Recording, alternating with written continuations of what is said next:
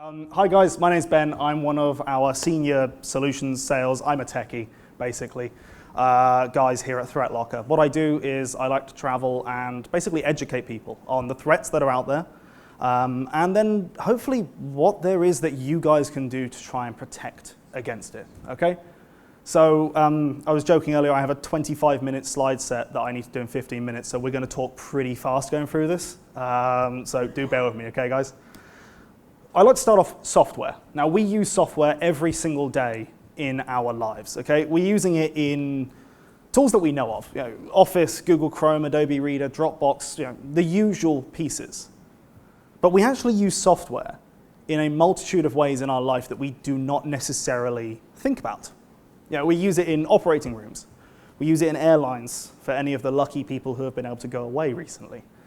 We use it in ambulances and traffic lights. This is my favorite piece of software that is currently out there, actually. So when an ambulance comes to traffic lights, the light will try to turn green as quickly as possible to get the ambulance to its destination. That's pretty simple, right? It makes sense. But that's all done by software, by tracking, by the lights actually on top of it. That is all software-based. Now that's incredibly cool, and we don't think about that. I mean, and then you've got rockets, which are just magic as far as I'm concerned. Like, that is all software. And truly, when we think about these incredible things when it comes to software, the possibilities of it are endless. We can realistically do anything with software that we want.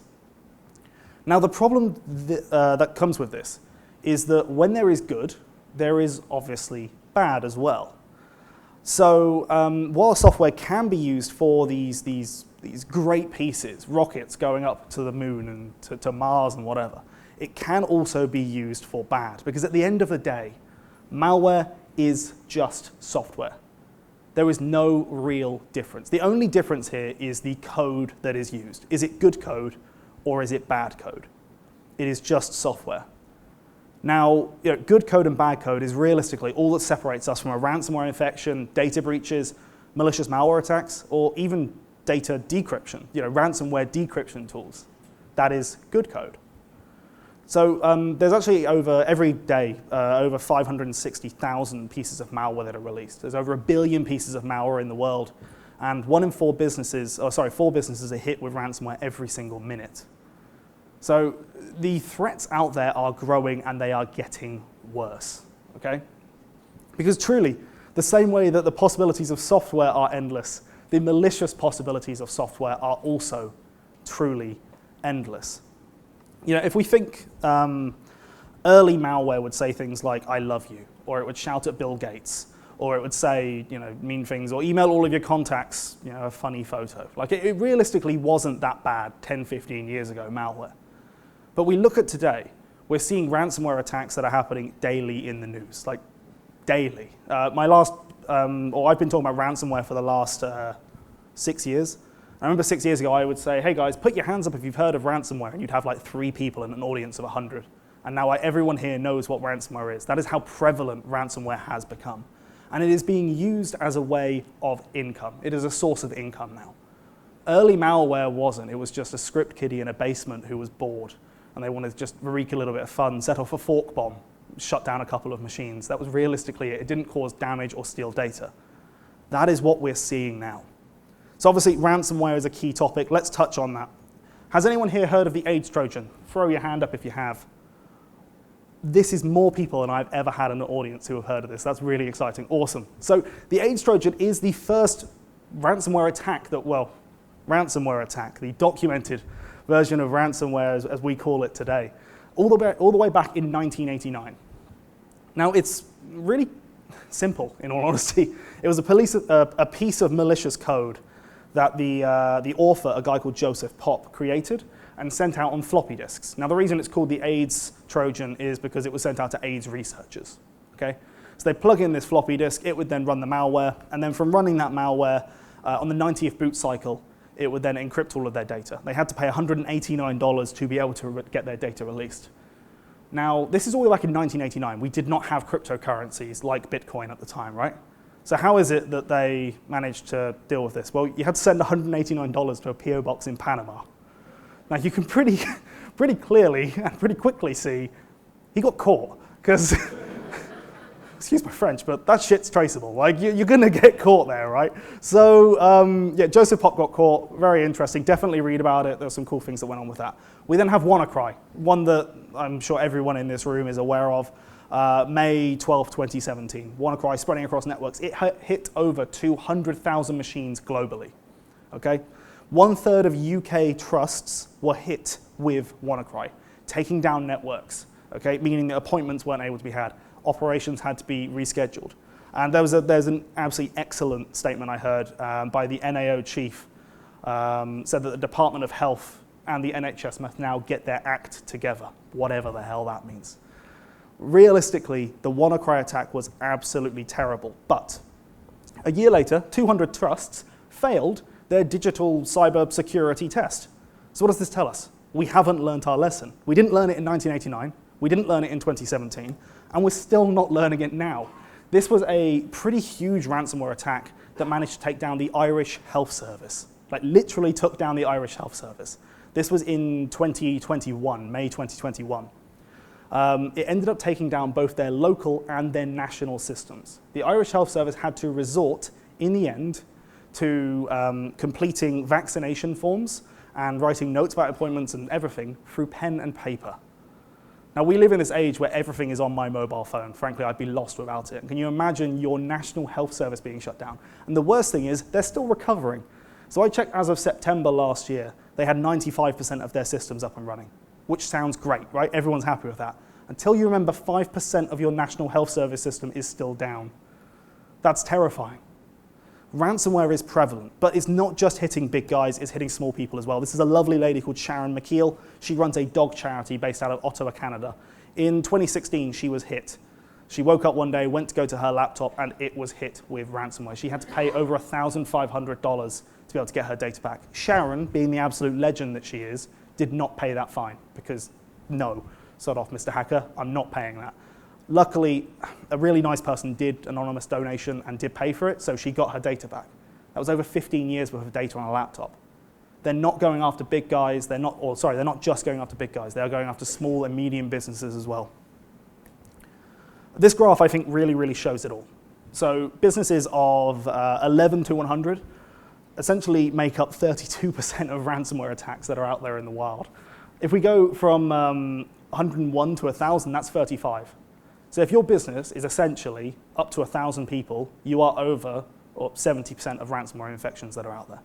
It is absolutely insane the amount of, or who is being targeted as such. And the really interesting shift that we have seen, this is by some guys called Coveware, definitely check them out. They are a very interesting company and they do some really great reports, is that 77% of ransomware attacks involve the threat to leak data. Now, let's think back to 2014.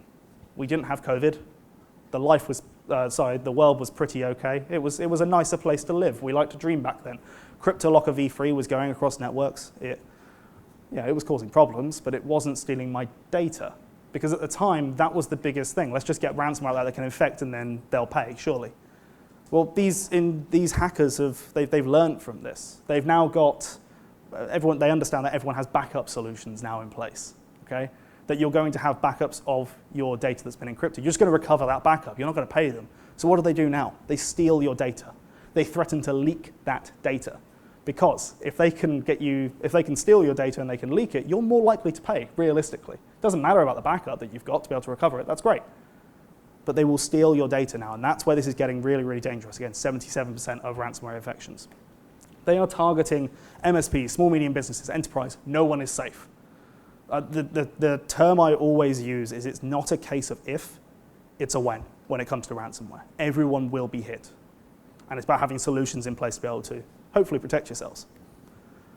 Threat actors are innovating how they deliver it. They're using tools like RMM tools and deployment tools, management tools like SolarWinds and Kaseya.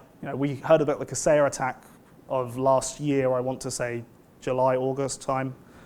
Months are merging into one at this point in time, aren't they? So we heard about that attack that went on there. They deployed ransomware to people's customers. Okay? Over 1,600 businesses were hit with ransomware based on a breach that happened with their software. Terrifying.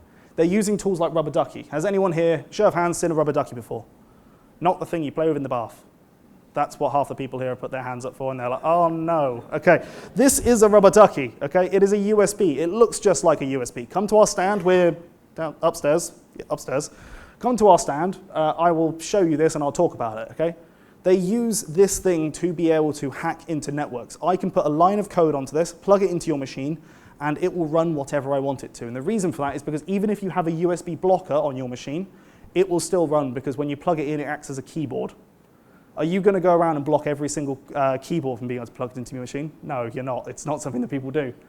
This is really, really dangerous. We're seeing them go ahead and deploy using these tools as well. Vulnerabilities, we could talk about vulnerabilities all day, living off of the land. Threat actors now live off the land. They live off of the solutions that you guys have already got installed on your machines. And this is where it gets really interesting. For those of you who are interested in that kind of like DevOpsy security piece, Google the LOLBAS project, okay? This is a way for you to be able to use essentially all of the Windows tools that exist, or all the tools that exist in Windows to be able to hack Windows, using RunDLL to run remote code, using PowerShell to be able to steal your data. So it's really, really, really clever, the solutions you can use. Now, how are we solving this right now? We're using AI, we're using heuristics, but let's be honest, it's not working. We have zero-day exploits. We've got attacks that are still happening, and these threats are getting worse and worse and worse. And obviously, it's not working, but there are solutions, and this is where we come in. Now, we like to talk about it from a bit of a security triangle, as you can see. Most solutions that people use is they'll implement a security stack on top of another security piece and then another security piece, and that's great. But the top security piece is going to find the problem, the second one's going to find the problem as well, and the third one's going to. You're paying for free solutions that are covering essentially the same amount of security. You're paying more and not getting any extra protection. We like to angle it. We like to look at it from an angled approach. Down the bottom, human training. Security awareness, talk to your users, don't click on that link, run know before training. You know, it's about going through, talking to them, explaining this is what is bad. Doris, stop clicking on that link. That kind of thing, yeah? Problem is, Doris, and sorry if anyone here is called Doris, I don't mean to pick on you. Doris is always going to click on that link. That's what Doris has always done, and frankly, it's what Doris will always do. So, how can we get around this? Over on the left-hand side, this is what most people are using now. MDRs, EDRs, they're using AV tools. That's great. But again, it's not necessarily working. The problem with this is it's detecting a problem. It's telling you a problem already exists. So the problem was already there. Okay, great. I don't care that all my money in my house has been stolen. Like, why are you telling me? Why didn't you stop me? Over to the right, and this is where we sit from a control standpoint. Essentially, this is where zero trust comes in. Now, I'm going to be quick here. Zero trust is the idea of least privilege. It is the idea that you are giving the least privilege to users and applications to your network. How do we do this? Application whitelisting. Good Lord. Application whitelisting. Limit the applications that are allowed to run on your network. Only allow what you have, well, said should be allowed to run, and block everything else by default. Once you've gone ahead and done that, why don't you take that a step further and ring fence those applications? What that means is, hey, okay, Chrome can run or PowerShell can run. Let's take PowerShell. But why do I need Office to be able to call PowerShell? And why do I then want PowerShell to call my files and folders? Lock it down so that PowerShell can only be used for certain tasks. It can't access the internet. It can't access certain files or folders as well. It's about making sure that you are more secure. It's about minimizing that attack vector. The next piece, elevation control. Elevation control is really, really cool. It's about taking away local admin credentials from your users so that, frankly, they can't make their machines worse than they actually are already, and then allowing them to be able to run only certain applications as an administrator. Elevating only certain apps so they can run just those pure apps as an admin and no others. That's really useful for things like QuickBooks, if you need to be updating QuickBooks every week, etc. Next up, and the final piece of our solution, storage control. Lock down your network shares. It's really simple. You already lock down network shares based on users' file and folder permissioning, yeah? So why not do that from an application standpoint? Why do I need any other software apart from my backup software to access my backup location? Because by default, any application that has access to your network can access anything that exists on your network. And that is your data. That is your backup software. One of the first things ransomware does when it gets on a network is it looks for CIFS, NFS, SMB shares, starts to try and infect them. That's where your backups are stored. lock it down so that only XYZ software can access it. Only my backup software can access my backups, as we can show here. Only my Office applications can access the public share, for example. Okay, lock it down, bring more security into your networks. And by doing all of this, we can go ahead and we can change that paradigm of endpoint security. So, thank you so much for bearing with me through that very quick whistle-stop tour of zero trust and threats that are out there. If anyone does have any questions, please feel free to come and grab us. We're on a stand upstairs in the corner. And if you would like a demo, obviously come and have a chat. If you want to see a rubber ducky USB or something called an OMG cable, which is even cooler than a rubber ducky, come on and have a look, and I'd be more than happy to have a chat with you, okay? Thank you, guys.